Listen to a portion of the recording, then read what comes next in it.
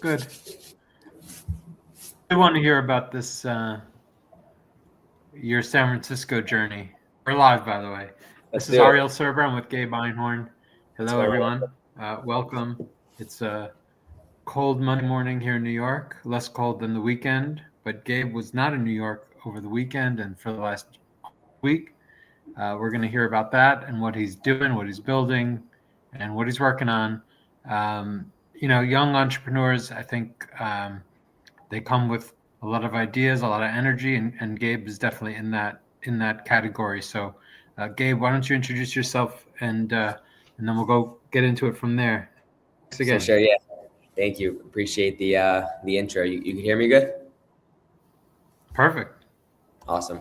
I'm Gabe Einhorn, 24 years old, living in New York City right now. I'm building a prop tech startup called Verify ID to make the real estate world and real estate transactions safer, prevent fraud, and keep your personal information safe and secure. And then I have a side hustle, which is Praise Studios, which is a faith-based clothing brand. So that's a little bit more about why I was in San Francisco this weekend. And just building in public every day, going through social media, putting myself out there, meeting people in real life, which we'll touch on as well this Thursday night. We got a big event coming, which I'm utilizing social media to promote my brands, but then taking it into real life and making it actually into real connections, not just social media follows. Yeah, so let's get into that because I titled this LinkedIn to Real Life, and that's the title of your event Thursday. So Yes, sir. give some background means and what that whole project, and what got it started and what happened then and where's it going next. For sure, yeah. So it all started when I started posting on LinkedIn last December. So now it's February already, which is crazy, but it's 14 months ago now I started posting on LinkedIn. I committed to posting every single day. And I said, I'm going to do it for a whole year. And now it's been 14 months. I have not missed a day since. But I would say the first 4 months was really hard. And I was trying to figure out my voice, what kind of posts I like to do, what posts resonated with people. And I decided to start trying to meet people in real life, DMing them saying, hey, I'm in New York City. I want to learn more about real estate or your profession. Can we meet in real life? And was able to get in the room with a lot of really cool and big people. From there, I realized, okay, wow, like that's a good way to utilize social media is by actually meeting people in real life and making it a real connection. So I decided to make a weekly series, which tomorrow is going to be week 39, which is crazy. 39 weeks straight. I've done every single week where I met someone new in real life, where I reached out to them on social media and ended up meeting them in real life. From there, I decided, hey, it's been going so well. This is 39 weeks straight now. I want to host an event now in person, not just, a one-on-one meetup, but bring as many people as I can from my social media audience into real life to host an event to show the importance of meeting people in real life and how you could actually utilize social media to get business, because I've been able to close deals, make connections through social media. It's not just, fun and games, but it's a way to actually make money and for business. So people think it's not so serious because it's social media, but really if used right, if used correctly, it can be very powerful for your career and business. So that's the idea for Thursday night's event. Bring people in the room, show them the importance of taking social media to real life, and meeting a lot of cool people that I've been connected with that have been supporting me. So I'm excited for it. Yeah. What do you think is your motivation or your what maybe take it a different way. What about your background prepared you to just do that? Like what? Because that's not a typical kind of thing. So it's like, where the hell do you come from, basically? Yeah, and I don't also know. it's like it's a little bit of like a chutzpah thing, which is good. Yeah, I think every entrepreneur needs to have like a certain level of insanity or chutzpah or whatever you want to call it. And where do you feel like that comes from for you? yeah, for sure. I mean, it's kind of funny. I mean, I've always been pretty confident. I've always had amazing parents that supported me my whole life. I've never been told by them that I can't accomplish something. Growing up, it was always sports. I was always a big soccer player, and my parents were always my biggest supporters. They never missed any of my games. They traveled with me across the world, Mexico, Argentina, Spain, to play Israel, to play soccer. So just like anything that I put my mind to, they told me 100%, like if I commit to it, if I put in the work, then I'll be able to accomplish it. So that was able to carry me into business too. When I started in real estate, and then when I had a dream of starting Praise, which is my first company, and now Verify ID, my second company, I have that confidence and that fearlessness that if I put my mind to it, I know I will accomplish it. And I have the people that I trust in my small circle that will support me to make it happen. And I think I'm just also an extremist in a sense that when I do commit to something, I go all in. Sometimes way overboard, and I'm driving myself crazy to do anything possible to make it happen. And if I step off the path, I drive myself crazy too, which comes with its, negatives. And I talk about that a lot on LinkedIn also, is that I struggle with that, is that when you push yourself so hard, sometimes even one wrong move off the direction drives me crazy, which is also something that hurts me sometimes because things aren't always going to go in a straight path. So you got to be able to adjust to that. But yeah, I mean, it's just who I am. And it's also, I talk to people a lot about it too, is that I'm not naturally a good networker, or I'm not naturally an extrovert. I actually prefer to be home with my family or just with a couple friends sitting on the couch talking. I don't love being at a big event or being on stage. I actually get really nervous speaking in front of people publicly. So it's not naturally, and it's a skill that you can learn and develop. So anybody out there who's saying, oh, he's just born that way, it's natural. It's like, yes, there are people that are born that way, that they're naturally just comfortable in front of hundreds of people. I am not. And it's something that over the last 3 years of being in real estate and forcing myself to go to these events, not knowing anybody, and now putting myself out on social media and accepting a lot of the, the hate comments or the cringe comments or all these things, you develop that. Or ending up, or hang on, I have to stop you there. Or ending up in a Dovey Newberger, like yes, exactly. And you know what? I'm gonna have to find that video and put it in. Yeah, you make videos. Eventually, you're gonna make a mistake, and 100%. You're out in public. So it's like, to me, I got to give people like you credit where it's due. Where it's like, it's not easy. It's very easy to stay in your bubble and just stay comfortable, but doing the opposite, which clearly you did last week. So can you tell us about the San Francisco trip and sort of how that came about, and maybe a little bit of insights you got from that? For sure. Yeah, that was probably to date the craziest week of my entire life.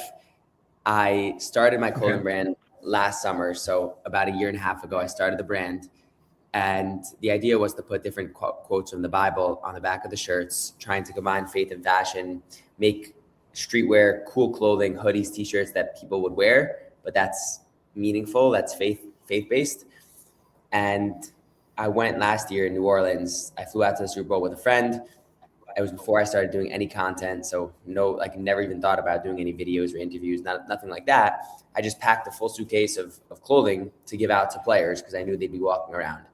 So we spent the whole week walking around giving out shirts, and we got really good feedback from the players, met with a lot of really cool people who gave us good advice. And one of the biggest things we got when we got home, I sat down and I was like, okay, it was great. We gave out a lot of shirts. We got good feedback, but the overall feedback was you got to start making content around it. So I spent the next month really brainstorming and thinking of what kind of content I can do around this brand. And I decided, okay, well, I'm in New York City. Why don't I just go to Times Square and start doing interviews with people on the streets, asking them about faith in God. So it started last year in March time. I started asking random people in New York City, do you believe in God? Did you pray today? All those questions. And it's been growing since then. Been getting more comfortable in the camera, stopping New Yorkers on the street, which is probably the craziest people to speak to. And so I decided, you're like this close to being like one of those Chabad shluchim. Exactly. Yes. Very, very, very close. I'm like on the edge. People actually have asked me while I'm on the streets, like, oh, you're not one of those tefillin guys, like, go away. Like they thought I was Chabad guys. So I'm pretty close to that. So then I knew that, this whole past year that the Super Bowl is the place to be. So I already had it on my schedule that I'm going to go to San Francisco this year for the Super Bowl because I knew all the players are there. And it's going to be the perfect place for me to get content with NFL players because I could get content with random people on the streets. But if I have NFL players in my videos, it's going to do a lot better. So for sure. I flew out on Tuesday night. I've been trying to get media passes for the last 3 months, trying to ask everyone I know if they get me a media pass, and unfortunately could not get anything. I had no media credentials, and I got one of my friends to come with me. He's a good friend. He was coming. He knows a lot of sports players, so he was going to come help me out, video me, and tell me, who the players are, because I don't know them all by face. And he asked me on Monday, he's like, we didn't get any credentials. Like, should we still go? Like, is it going to be a waste of time if we can't get it anywhere? And I said, no, like, we're going to go. We're going to figure it out. And we landed there on Tuesday night. We're walking around. The Pro Bowl had just ended. It was actually really good timing that they did the Pro Bowl in San Francisco also. So all the all-stars were there, all the best players. Okay. So we're walking around the streets trying to find like where everyone's at. I walk up to a cop. He's standing there patrolling, and I'm like, hey, we just landed in San Francisco. I'm looking for all the NFL players. Like, do you know where they're at? And he's like, I don't know, but someone told me they saw a couple players in the Hyatt Regency Hotel. Go check it out.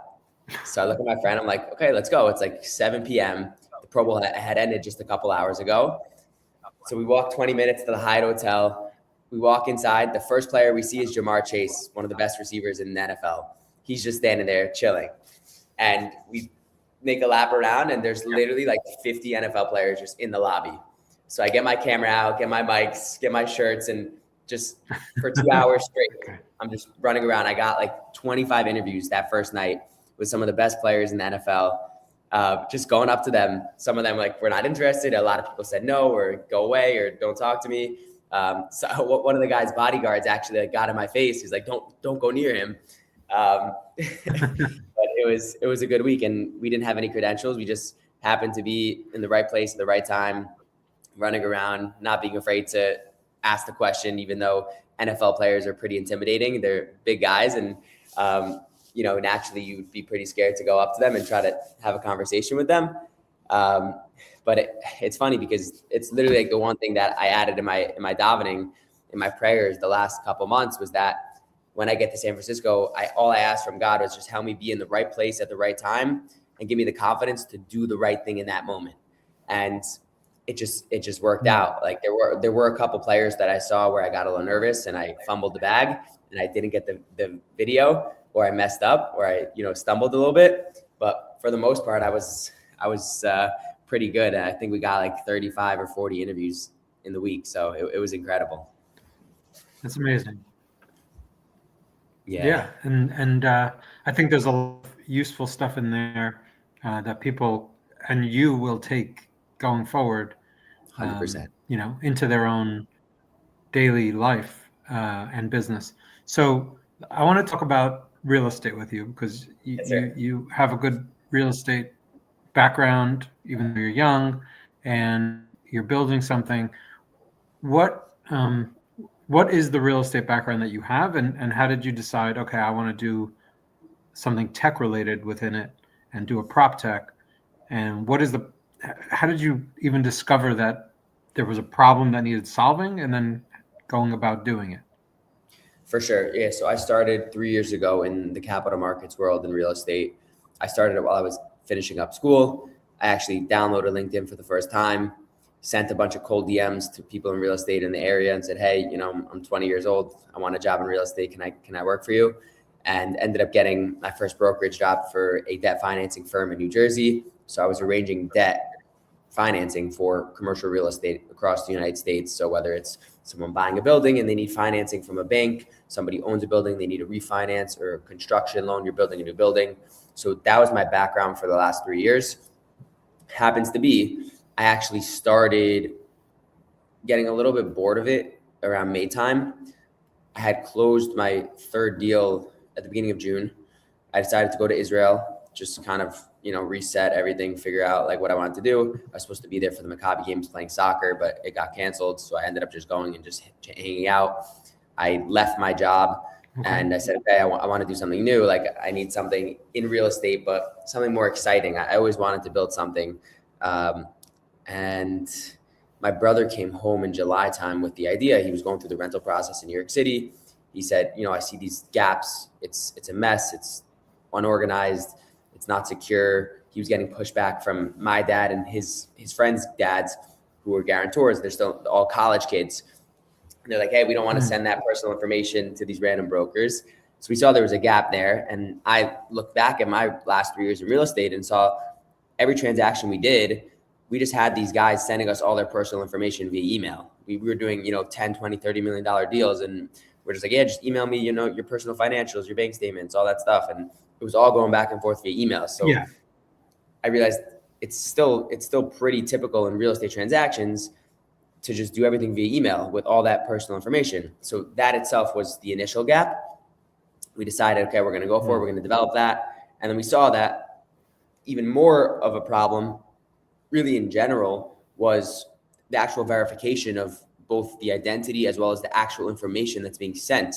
Because with AI and all the technology we have, people are sending so much fake stuff, whether it's for financing, for an acquisition, for rentals, whatever the situation is.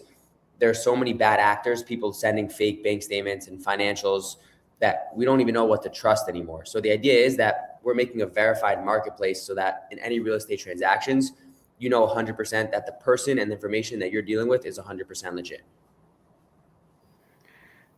That's like a whole lot of stuff. So you problems for both sides, as you said, because you're a marketplace. And I think Exactly. doing business and those kinds of sending that kind of information by email, you may as well be sending it by fax. It's like, Yeah, literally. I mean, it's crazy. Like people are sending it via text. I spoke with a guy. He's like, yeah, I closed the deal with a guy on Instagram. He sent me all his information via Instagram DMs. And I'm like, that's no insane. way. Yeah. So it's, I mean, people are just lazy too. And some people are also uneducated in the fact that that information is important. And if it gets leaked to the wrong person, it could be really bad. Yeah. I just assume that everything is hackable. Yeah. I think that's kind of how we have to all kind of orient things. Yeah. So how has you have the product's in the market. So how has that gone? How has the feedback been from all sides?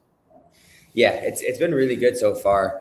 We got the MVP ready in October time, and then we spent November, December testing it out with different brokers, owners, property managers, and even renters in the New York City market. That's how we really doubled down on that verification. We saw that the security of the documents was important, but adding that layer of verification on both sides of the transaction would be the game changer. So that's really where it's at. Then we launched live about 5-6 weeks ago. We have a couple hundred users now.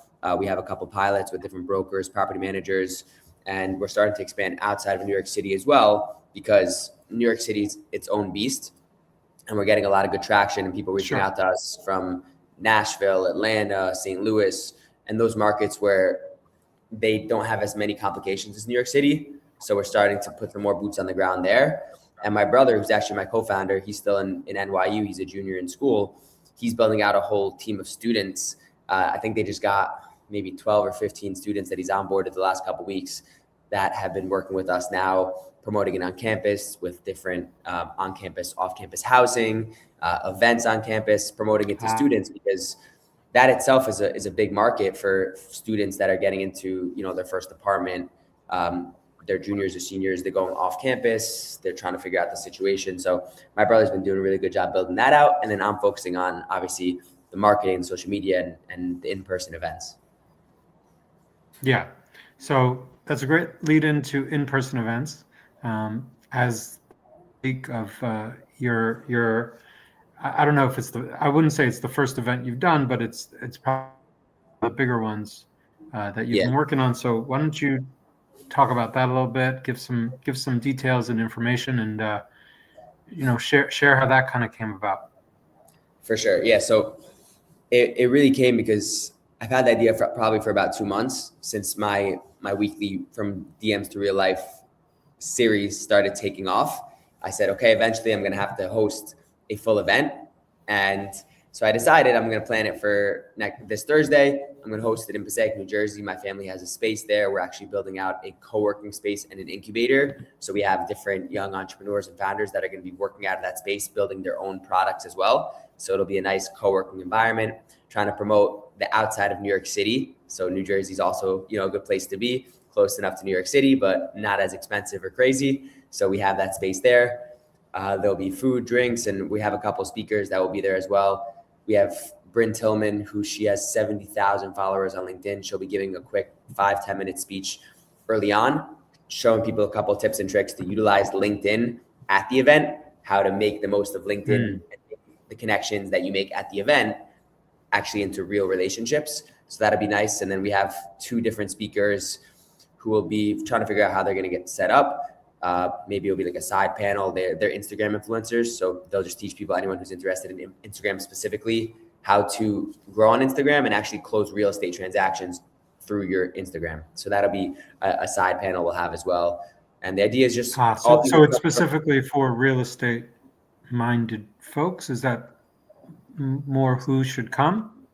So for the Instagram panel will just be 2 real estate Instagram influencers. So that specific panel will be anyone who's who's on Instagram or social media in general that is in real estate. But the event itself will be just anyone who's utilized social media, wants to learn how to use it more to actually get real business, close deals, whether it's in real estate or beyond. We'll have other professionals throughout, tech and other cool industries. Okay, that's great. And I put the link in the comments. So, and I just showed it a bit also. I don't know if you even saw, but I shared my screen, but people will watch this after. For sure. Let's take a step back. So just to talk more on a macro entrepreneurship scale and sort of think about all these different things that you're doing, how do they tie together? Like how does it all work, and sort of are there any common threads that you're finding, and what works best and also what doesn't work, so you kind of leave that behind? For sure, yeah. So I spent a lot of time doing cold calls, and I thought it would translate also into the startup world. I realized after about a month and a half of cold calling owners in New York City, it probably wasn't where my time was best spent. So I would say, it's just because you do it in real estate doesn't mean it translated into, the startup world too. So that was something that I've kind of cut back on. I think the mix of both social media and actual real connections is the common thread throughout everything that I'm doing. Is number one, I'm using social media to promote my companies, to promote myself, to get myself out there, to meet other people, which if you utilize it right and you're actually real and human and authentic with your social media, it will get you into so many doors and with so many relationships that I could have never gotten into doors with some of these people if it wasn't for using social media in the right way. So using that, but then just real relationships that I've been focused on building since I started in real estate, not asking people for things, but focusing on learning from them, from providing them value. And if you give to people and you ask from them and you learn from them, then you'll get back in some other way as well. But you can't go into it thinking that you're going to just get something and that you're entitled to something or deserve something, but focus on building those real relationships. I think that's like the common thread of everything that I'm doing. I think it really ties in, and it's given me so many people like yourself and other people who have, I never knew even a year ago, but now you're people that are going out there supporting me when you don't have to. So that's something that you build this roster and this team of people that support you. That's really like what's been the game changer for me. That's great. So how do you then, I know we only have a few more minutes, and thank you, Paul. Yes, Paul, let's do it. Nice to meet you, Paul. Thank you for all the comments, by the way. It's been great. How do you then foster? How do I see the comments? What's that? How do I see the comments? On StreamYard. I don't know what you see. No. Oh, here I see. Okay. Paul. Nice. Okay. Awesome. I see you now. Yeah. No, it's all good. So, what are maybe like 1 or 2 things that people can do to foster better relationships and kind of keep that going while also working on, because I find it's always a challenge to do to work on the business, but also in the business. For sure. Yeah. I mean, it's really figuring out where to best spend your time. And it's something I struggle with on a daily basis, is always, am I using my time the best today? Is this the best possible thing I could be doing right now or today or this week. It's a battle you'll always have with yourself, and you'll never know if it was right or wrong. So there's no point of regretting it or overthinking it too much. But I would say putting yourself out there, the biggest thing I realized when I first started, the first couple months, I was like, okay, I'm going to get into here. I'm going to start closing deals when I was in real estate. So I just started reaching out to people, cold calls, whatever, and just selling. And it was a big swing and a miss. I realized, who am I? I have no track record, no experience. Why would they ever do business with me if I'm just calling them up and telling them why they should be buying what I'm selling them? So I really changed my approach, and I spent the next 12 months after that fostering relationships, coming into it, asking questions, admitting that I don't know everything, and really learning from them, and then providing them whatever value I have, which is whether it was early on, I didn't have much value to add, but just my presence or giving them good energy or learning from them. People like to talk about that too. They like talking about themselves. So even just giving them an opportunity to speak about themselves, right? Whatever way you could provide value in a situation, you have to find that and utilize that. That's your best bet, because that next 12 months then helped me build up a whole pipeline of deals and relationships that people then started referring me and saying, hey, you see this young kid, he's hustling, he has great energy, he wants to learn, you should do business with him, right? And then you start getting those referrals. So finding that way to provide value in whatever way you can, asking questions and admitting you don't know everything, because nobody likes somebody who's just a know-it-all, and being curious. Those are ways that you could do it, especially like I speak to young kids now who's saying, how'd you do that? How'd you do this? Like, you're so young, like I want to get started. You have to admit that, the situation you're in, and be open and honest to learning and asking questions. Yeah. No, that's amazing. So what value and support can you get from the community that's either right here, right now, or we'll see this in the future? I mean, the biggest thing What's a for good me, introduction for you? right now I'm looking for people in the real estate space, brokers, property managers, landlords, to pilot Verify ID if they want to use it for free, test it out, give me real feedback, maybe try it out in their workflows and see how it works for them, maybe how we can improve it, what things they like about it, what things they don't like about it, as well as people who are actually in the rental process who want to use it as a user, and you're struggling, you're in New York City or a different city, and you need a place to store your information, you want to be ready for the process. If we can help you in that way, in any way, also guide you through the process if you're confused about it. Our idea is to be educational for that renter or that buyer. You might be a first-time renter or buyer. You don't know how to find that information or why it's important to keep it secure, or you're just confused throughout the process. We want to be educational to you and help you out. So anyone across that spectrum, that would be really beneficial for me. And then anybody who wants to come to the event this Thursday night, it's going to be really fun. It's going to be a lot of cool people. I want to meet you. I have a question about that, because it's in New Jersey. So for New Yorkers, that's like New Jersey, and there's different parts of New Jersey. Obviously, it's in Passaic, so it's right near like MetLife Stadium, basically, give or take.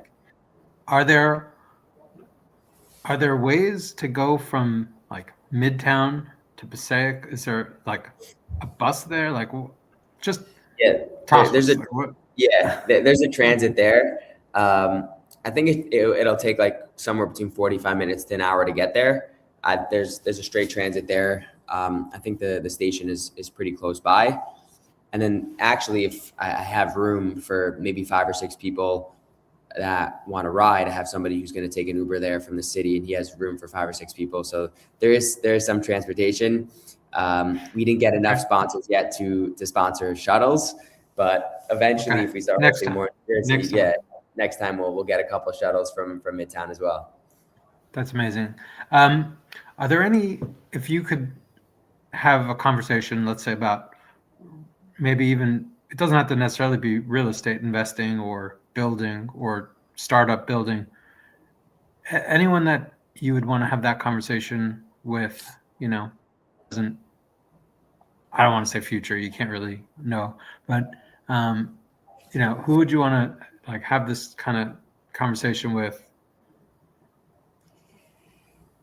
Somebody who I would love to have a conversation with just about really everything is Gary Vee. So, I mean, that's probably top of my bucket list, speaking with him. that about everything, just growing a company, Yeah. growing your brand, personal brand, marketing experience. So that's definitely number one on my list. Okay. I feel like they're able to make that happen. Make it happen Yeah. for Gabe. Yeah. Well, Any last thoughts or, top of mind takeaways that you always try to impart?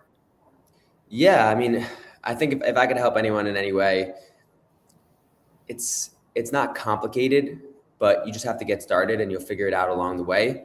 I'm no expert.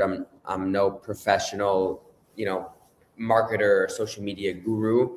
I'm just Mm, somebody who did trial and error. I put myself out there. I was willing to take and suck up the really tough 3, 4, 5 months of no traction, nothing. So if you just need that little push to get started, or you need a little motivation, or you have any questions, I'm happy to help, because I know how it feels when you're getting started. I know how it feels when it's slow and when things aren't working. And I'm still in the process now. So I haven't made it anywhere yet. I still have a long way to sure. go. So I'm still through the process. And I think most of us are still going through that journey. So I'm just here to help anybody who wants. You can check me out on LinkedIn, send me a DM, hit me up. Yeah. And Anywhere else to follow? Actually, before we go? Instagram. If you want to check out on Instagram, I've been growing on there the last couple months too, which has been fun. Gabe_Einhorn. If you want to check Okay. out my interviews from San Francisco, you can check out Praise Studios on Instagram, Prays Studios. We got some really good interviews there, so you can check those out. Okay. Yeah. Please, share the links after this ends, and people can keep checking it out. Really, really appreciate it. Really appreciate the pay it forward, stay humble attitude. Yes, sir. Looking forward to hearing more about everything going on. I'll see you around. 100%. Yes, All right, sir. Gabe. Thanks so much, Thank man. you, Arya. Have Appreciate a you. great week. Enjoy. You too. All right. Good luck Thursday. Bye bye. Thank you.